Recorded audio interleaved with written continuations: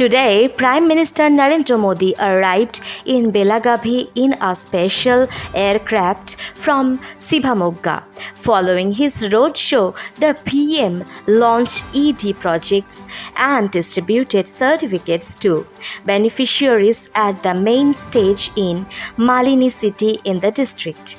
Mr. Modi inaugurated the Belagavi railway station, redeveloped at the cost of rupees 190 crore. He launched the trains over Londa Belagavi Ghataprova railway track, on which doubling was completed recently. The project, taken up at a cost of around 900 crore, will not only reduce the congestion on the Mumbai-Bengaluru line but also support goods transport between the two cities.